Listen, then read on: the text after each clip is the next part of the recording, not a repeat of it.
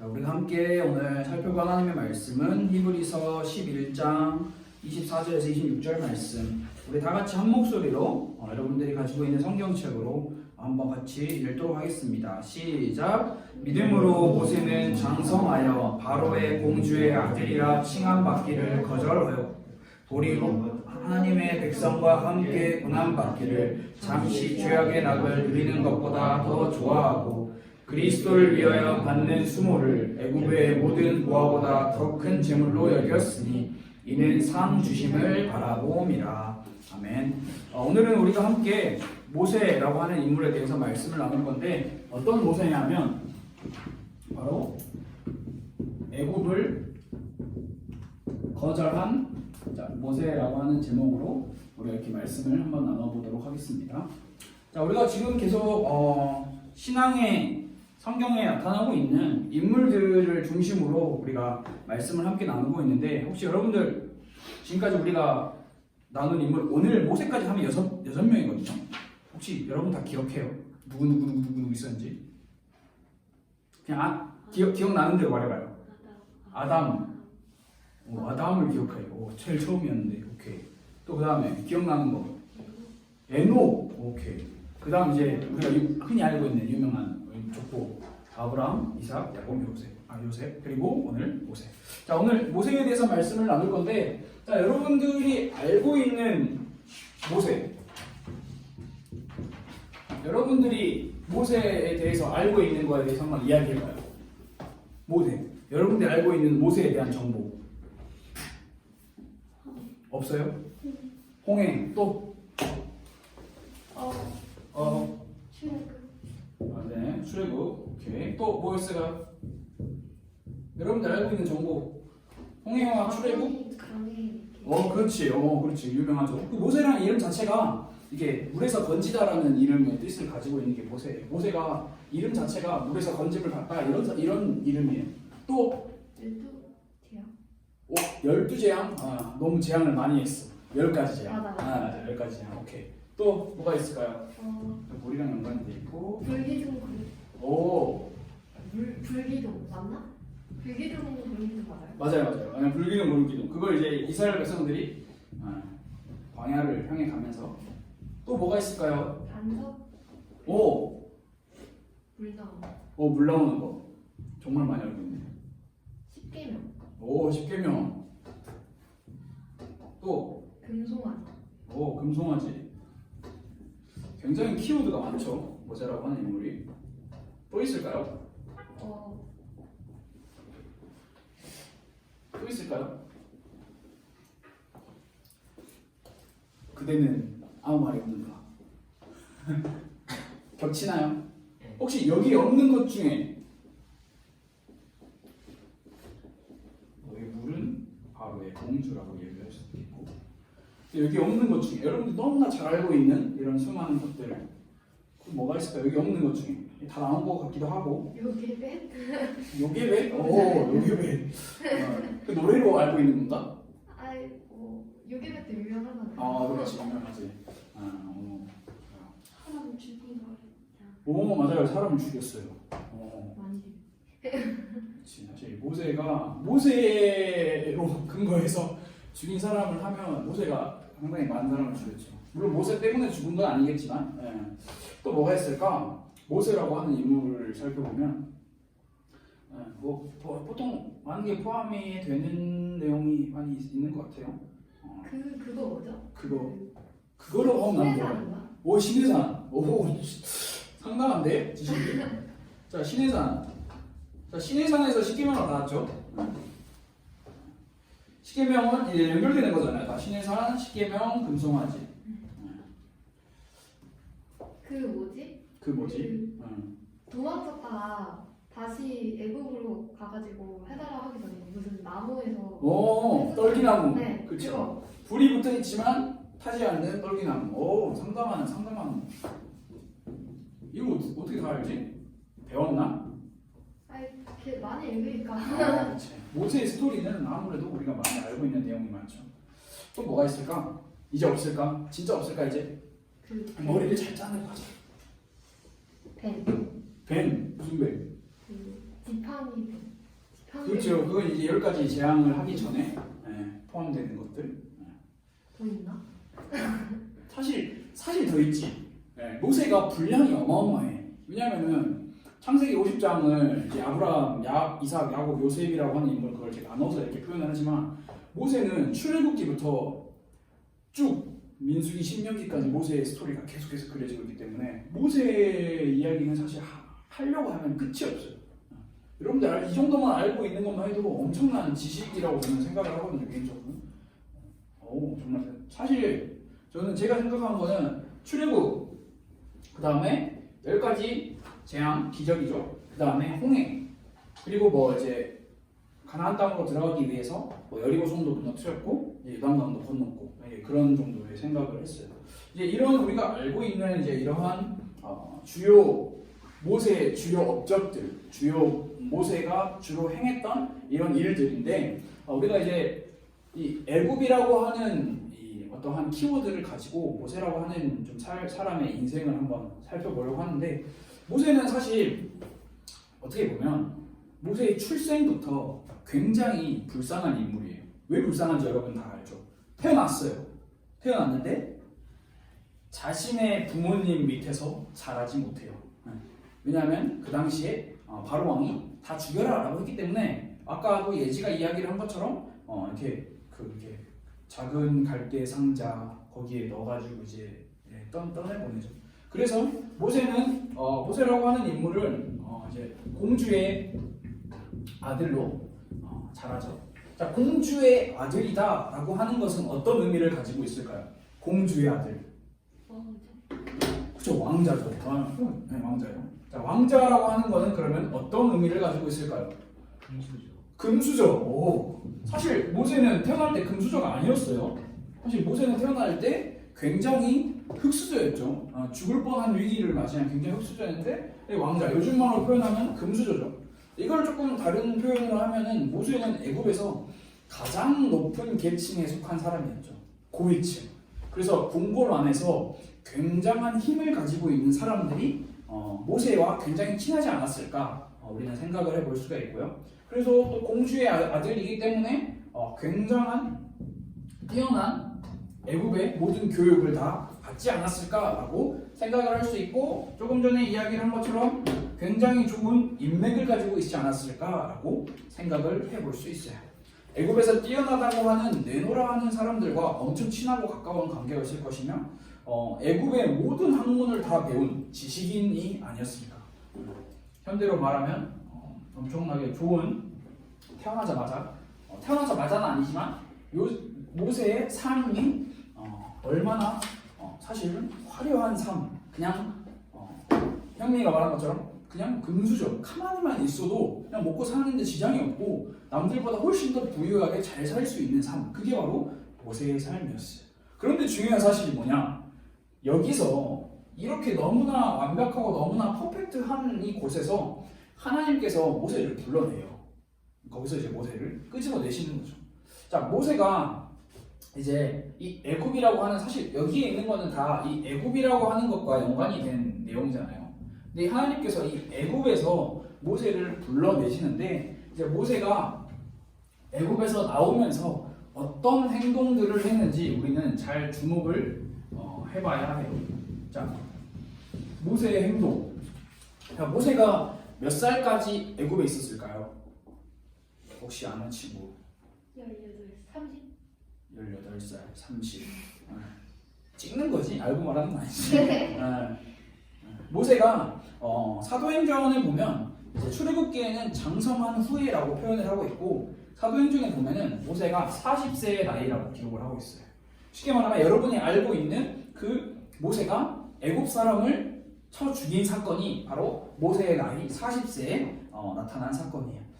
이 사건을 통해서 40세의 모세는 더 이상 애굽에서 살 수가 없게 되었어요. 그런데 만약에 여기서 입장을 바꿔서 생각해 보면 40세의 모세가 그 애굽 사람을 죽이지 않았다면 사실 40세면 그 사회의 모든 권력을 누릴 수 있는 어느 정도 안정된 나이를 가지고 있는 위치잖아요. 근데 이때 만약에 모세가 애굽 사람을 죽이지 않았다면 애굽에서 충분히 좋은 자리를 차지하고 살아갈 수 있지 않았을까라고 우리는 생각해 볼 수가 있는데, 오늘 성경 말씀이 굉장히 이상한 성경 말씀을 우리에게 던져주고 있어요. 뭐라고 이야기를 하고 있냐면 바로 24절이에요. 모세가 바로의 공주의 아들이라 칭함을 거절하였다라고 이야기를 하고 있습니다. 모세가 거절하였어요. 모세의 행동이 거절이에요. 자, 첫 번째로 이 거절에 대한 모세의 행동을 우리가 살펴보면, 모세는 이 관계를 거절하였어요. 다시 말해서 관계를 버렸어요. 무슨 관계를 버렸나요? 금수저의 그 엄청난 관계, 엄청난 교육을 받아서 공주의 아들이라고 할 수 있는 그 인맥, 그 지식인들과의 관계를 다 버렸어요. 모세는 그 모든 걸 다 버렸어요. 그렇다고 해서 모세가 이 관계를, 애굽에 있는 모든 관계를 다 버렸다고 해서 모세가 정말 뛰어난 사람들과 대단한 사람들과 새로운 좋은 관계를 맺었냐? 그렇지 않은 것을 우리는 모두 알고 있죠. 애굽에서 도망쳐 나온 모세는 어디로 갔죠? 모든 금수저의 삶을 청산하고 굉장히 흙수저의 삶, 광야로 내려갔죠.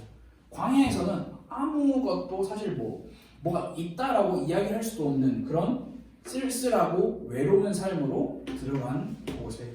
모세는 왕자였지만, 자유인이었고 지식인이었지만, 이런 모든 것들을 다 버린 모세를 우리는 생각을 해볼 수가 있고요. 그리고 두 번째로 모세가 버리고 거절한 게 뭐였냐면, 애국을 통해서 얻을 수 있는 모든 명예를 버렸어요.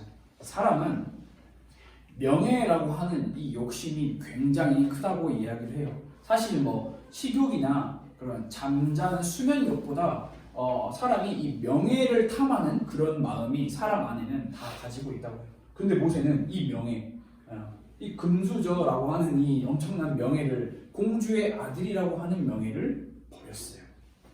이걸 버렸어요.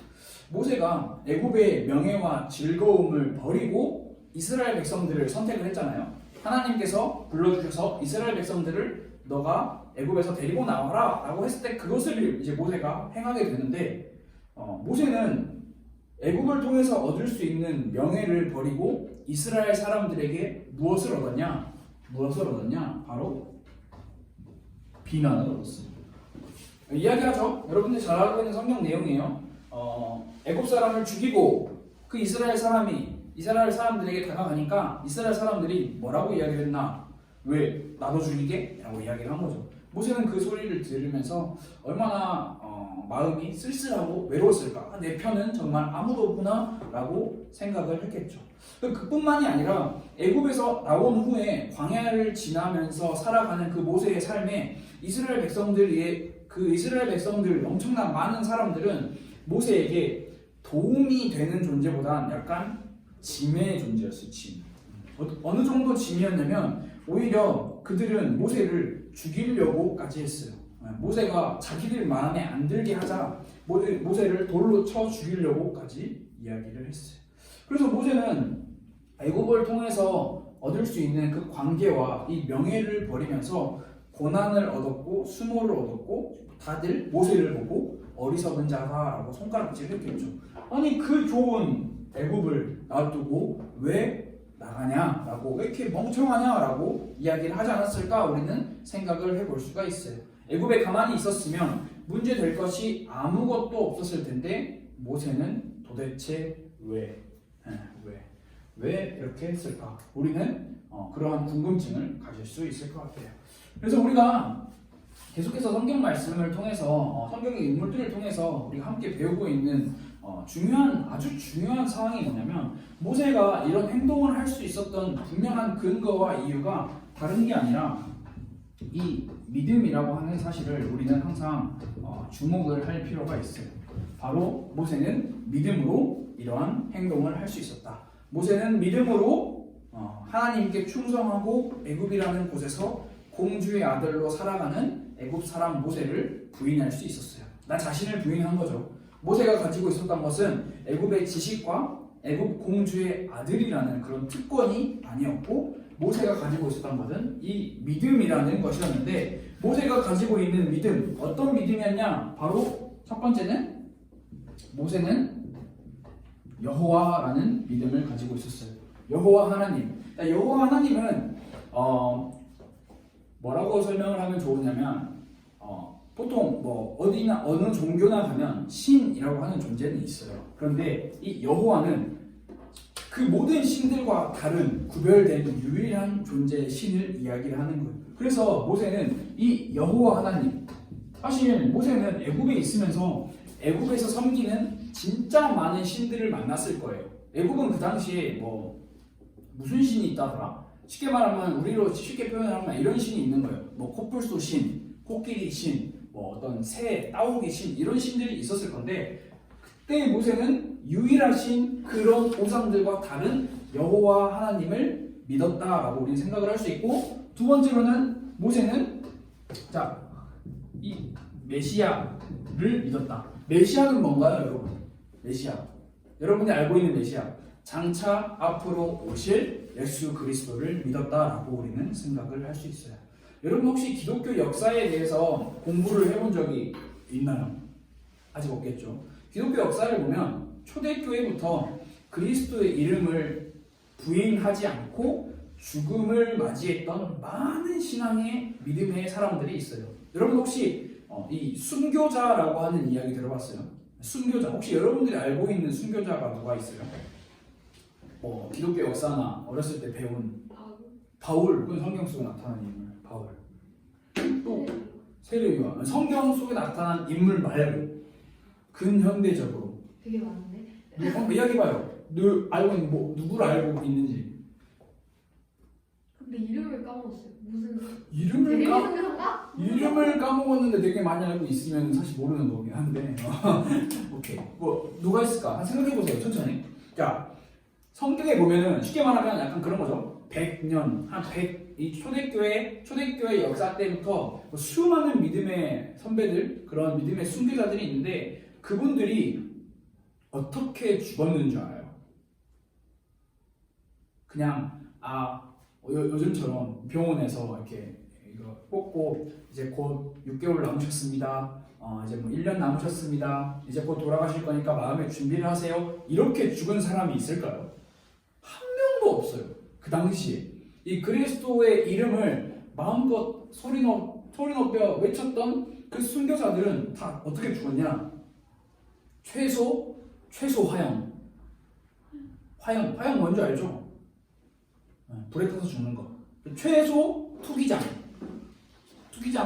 저는 안 가봤는데 가보고 싶어요. 그 옛날에 보면은 그 투기장 같은 데 여기 있는 거죠. 사람들이 이렇게 꽉 차 있고 여기에 이제 사람을 풀어 넣는 거죠. 사람을. 그리고 뭐가 나와요? 벌레면 다행이지. 벌레면 난 너무 감사할 것 같아.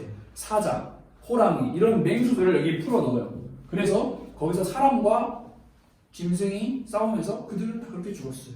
그리고 정말 이런 표현을 정말 이렇게 쓰고 싶지 않은데 근현대사 역사를 보면 이런 표현이 있어요.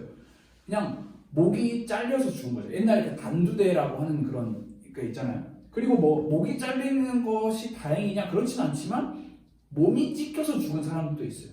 우리 조선시대나 옛날 우리 한국 역사만 봐도 능지처참이라고 이야기를 하잖아요. 이게 팔다리 손에 다 이렇게 막 동물 묶어가지고 이렇게 찢는 최소 그렇게 다 죽은 거예요. 선교자들. 대체 그러면 여러분 이해 안 가잖아요. 왜 그렇게까지 그냥 쉽게 말하면 그냥 살면 되지. 나 예수님 안 믿어요 라고 그냥 그렇게 이야기하고 그냥 살면 되지. 뭐하러 이렇게 사자랑 호랑이한테 뜯겨서 죽고 불에 타 죽고 목이 잘려 죽고 왜 몸이 찢겨서 죽었냐. 이해가 안 가죠. 그들이 왜 대체 그렇게 살았냐. 그래서 많은 사람들은 그분들을 보면서 어리석다, 개죽음이다, 미련하다라고까지 이야기를 해요. 근데 대체 왜? 그들이 대체 왜 그렇게 살고 그렇게 죽음을 맞이했을까? 우리는 그거를 인간의 어떤 이해의 기준으로 설명할 수가 없어요. 모세가 바라봤던 이 메시아를 믿는 믿음, 그 믿음이 있었기에 다른 게 아니에요. 보이지 않지만 실존하시는 유일하신 여호와 하나님을 믿었기 때문에 천국이라는 게 실제로 있다고 믿었기 때문에 예수 그리스도의 이름을 부인하지 않고 나 예수님 믿고 천국 가겠습니다 라고 이야기하고 화형당하고 동물에게 뜯기고 목이 잘려서 죽고 그렇게 순교를 했던 거예요. 그런 믿음을 가지고 있었어요. 그래서 아주 중요한 게 뭐냐면 이 이야기와 바로 연결돼서 중요한 내용이 뭐냐면 그런 많은 순교자분들이 그런 믿음의 삶을 살았어요. 그런데 정말 중요한 게 여러분 진짜 주목해 보세요. 다른 사람, 그분들이 어떻게 살았느냐, 어떻게 행동했느냐, 어떻게 생각했고 어떻게 믿었느냐 중요해요. 사실. 근데 여러분 잘 생각해봐요. 여러분 인생이 그렇게 중요하지 않아요. 왜? 그냥 그분들은 그때 죽은 거고 나는 그냥 지금까지 사는 거니까. 제가 하고 싶은 말은 뭐냐면 다른 사람이 어떻게 행동하느냐, 다른 사람이 어떻게 신앙생활을 하느냐 물론 중요해요. 그것을 보고 우리가 따라갈 수도 있어요.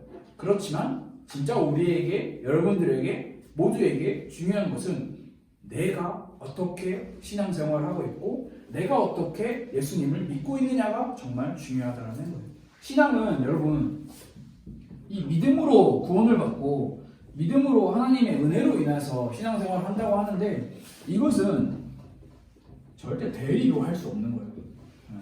다시 말해서 여러분들의 부모님이 신앙생활을 굉장히 오래 하셨고 여러분들의 부모님이 신앙이 굉장히 좋아요. 근데 여러분들의 부모님의 신앙은 여러분들의 부모님의 그 신앙의 그 판정을 받는 거고 여러분들의 신앙은 여러분들의 신앙 그대로 판단을 받는다는 것. 그것을 꼭 기억을 해야 하고요. 그리고 마지막으로 모세가 바라봤던 믿음은 바로 상. 오늘 성경 말씀에도 나타나고 있어요. 상 주심을 믿었다. 그런데 좀 이상하죠? 애굽에서 얻을 수 있는 상이 더 크지 않느냐라고 우리는 생각을 할 수가 있어요. 사실 애굽의 모든 금은 보화보다 더 큰 상은 없죠. 그 당시 애굽이 굉장한 나라였기 때문에. 하지만 모세는 그것보다 여호와 하나님 오실 메시아 천국을 바라보면서 얻게 될 구원이라는 상을 바라본 거죠. 모세가 바라본 것은 바로 이거였어요. 바로의 궁전에 있는 온갖 금은 보화들보다 하늘나라 천국에서 바라볼 영원한 상을 바라본 모세. 그 어떤 것도 모세를 막을 수가 없었어요. 모세는 아마 그렇게 이야기를 하지 않았을까. 비록 내가 애굽에서 공주의 아들이라 불리는 것을 거절하고 금수저의 생활을 내 스스로가 내 의지가 아니었다고 청산했지만 나는 그것에 대해서 결코 후회하지 않는다. 왜냐하면 바로 여호와 하나님께서 내 편에 계시기 때문에 라고 이야기를 하지 않았을까 라고 저는 개인적으로 생각을 해볼 수가 있을 것 같아요. 그래서 여러분들의 삶이 정말 중요해요. 말씀을 듣고 그것을 우리의 삶에서 어떻게 살아내느냐가 굉장히 중요한데 우리가 살아가는 세상에 대해서 잠깐 이야기하고 우리 삶에 좀 포인트를 찍고 넘어가면 우리가 살아가는 세상은 타협하면 배려심이 깊다고 이야기를 해요. 내 의견을 좀 굽혀. 그리고 상대방의 의견을 경청하고 들어줘. 그러면 너 굉장히 배려심이 너 깊네? 인정해줘요. 너 굉장히 대단한 사람이구나. 또 적당히 타협하고 모두에게 좋은 방향으로 가는 게 어떠냐고 이야기를 해요. 모두에게 좋은 방향. 그러면서 성경에만 구원이 있다고 하는 그 말은 굉장히 좁은 이제 콜라병 그 뚜껑 같은 마음이라고 표현을 하죠. 마음을 크게 가져야 해, 화합해야 해, 연합해야 해 라고 이야기해요. 그러면서 높은 지위에 있는 사람, 흠 잡을 데가 없는 인품을 가진 사람, 철저하게 바른 양심을 가진 사람, 그들은 문제없어, 괜찮아 라고 이야기를 해요. 여러분 그렇다면 모세가 왜 고난을 선택했을까? 그냥 가만히 있으면 될 텐데 우리에게 많은 생각을 하는 부분이죠. 이 세상을 살아가면서 세상이 우리에게 무엇을 주냐? 바로 지식이라는 것을 줘요. 지식. 여러분들이 학교에서 또 학원에서 또 세상을 살아가면서 수많은 관계 속에서 지식이라는 걸 배워요. 그런데 우리는 세상으로부터 오는 지식도 배우지만 이 성경으로부터 오는 지식도 배우고 있죠. 양쪽의 지식을 우리가 배우고 있다라고 우리는 생각을 할 수가 있는데 잘 기억해야 할 게 하나님의 말씀이라고 하는 이 성경에 비하면 세상이 우리에게 주는 지식은 진짜 하찮은 거라는 걸 여러분들이 잘 알아야 해요. 세상이 말하는 지식 뭐가 있을까요? 철학, 과학, 인문학, 수사학, 뭐 다 무슨 학 이야기할 수가 없을 만큼 너무나 많은 학들이 많아요. 사실 이 학들을 공부하면 굉장히 머리가 아플 정도로 굉장히 많아요. 인간의 학문은 그런데 시대마다 세상이 우리에게 가르쳐주는 학문은 시대마다 변해요. 뭐 기사를 봤어요. 2025년인가? 잠깐만, 지금 2021년이죠. 그래서 무슨 기사 제목이 이런 거였어요. 초등학교 6학년 부모님들은 주목하세요. 뭔가 해서 들어가 봤죠. 들어가 보니까 내용이 뭐냐면 이제 앞으로 그 아이들이 고등학교를 갈 때쯤, 초등학교 6학년이 고등학교를 갈 때쯤이면 한 3년 남은 거죠. 그럼 한 2025년 정도가 되겠네. 그때는 무슨 고교 학점 은행제 뭐 이런 걸 할 거래요. 저 때는 그런 게 없었어요. 그러면 저 선배님들 때는 학점 은행제 이런 거 없었어요. 그냥 야, 니 공부 똑바로 안 해? 엎드려서 그냥 빠따 맞는 시절이었어요. 근데 지금은 아니죠. 세상이 우리에게 가르쳐준 지식은 제가 말하는 거는 굉장히 한쪽의 이야기지만 세상이 우리에게 가르쳐주는 지식은 굉장히 협소하고 굉장히 좁다라는 것, 그리고 시대마다 계속 변한다는 것. 그러나 우리가 주목해야 할 게 무엇이냐? 바로 성경. 이 성경은 그냥 글자, 책이 아니라 하나님의 살아계신 하나님의 말씀. 이것은 모든 시대마다 적용되는 말씀이고 필요한 말씀이고 변하지 않는 절대 불변의 진리라는 사실을 여러분들이 꼭 기억을 할 필요가 있어요. 세상의 지식은 시대마다 변하고 시대마다 네가 맞았다, 내가 맞았다, 넌 틀렸다, 넌 잘못했다 라고 해서 계속해서 발전해요. 뭐 무슨 땡땡 주의가 다음 세대로 넘어와서는 그것을 보완하기 위해 또 새로운 땡땡주의라는 것을 내놓지만 성경은 그런 게 없어요. 성경은 초대교회 이 투기장에서 몸이 찢겨서 돌아가시던 이 순교자들의 시절과 지금 우리가 살아가는 2021년, 21세기 최첨단 시대와 성경은 다를 게 없어요. 똑같아요. 모든 시대에 모두에게 필요한 말씀. 유일한 여기에만 구원이 있는 말씀은 이 111년, 310년 이때와 2021년의 말씀과 똑같다는 거죠. 이 사실을 여러분들이 꼭 기억을 해야 해요. 모세라는 인물을 통해서 말씀을 정리하면서 우리는 생각을 해볼 수가 있어요. 우리가 세상에서 살아요. 세상에서 살지만 우리가 무엇을 믿으면서 살아가느냐가 굉장히 중요하다는 것. 여호와 하나님, 메시아, 천국, 그리고 구원, 하나님께서 우리에게 주시는 이 구원이 우리에게 정말 유일한 상이 되냐 그렇지 않냐라는 게 정말 중요하다는 사실을 여러분들이 꼭 기억을 하고, 그래서 우리 안에 절대 흔들리지 않아야 할 지식, 그게 바로 하나님을 아는 지식이라는 것을 여러분들이 꼭 기억을 했으면 좋겠어요. 그래서 우리가 세상의 교육, 인맥, 지식 이런 게 우리의 삶에 살아가는데 큰 도움이 되죠. 근데 사실 이런 것들로는 우리가 구원을 받을 수는 없어요. 우리가 추구해야 할 분명한 우리의 삶의 목적과 이유는 구원이에요. 구원받기 위해서, 하나님을 만나기 위해서 우리가 살아간다는 게 굉장히 중요하다는 사실. 사실 여러분들에게 아직 부족한 것들이 많죠. 여러분들 스스로 느낄 거예요. 나는 이게 부족해. 우리 집은 이게 부족해. 나는 쟤보다 이게 조금 더 없어. 느낄 거예요. 앞으로 살면 더욱 느낄 거예요. 그러나 여러분들의 마음에 세상이 말하는 그 기준에서 부족한 것들이 많이 느껴지겠지만, 하나님을 예배하고 하나님을 섬기고 하나님을 믿는다는 것으로 여러분들의 마음이 충분하고 가득 찼으면 좋겠어요. 그래서 예수님을 믿는 크리스천의 의무는 하나님이 우리에게 주신 성경, 이 진리를 믿고 우리의 삶의 결과는 하나님께 맡기는 거예요. 하나님께 맡기는 우리의 삶.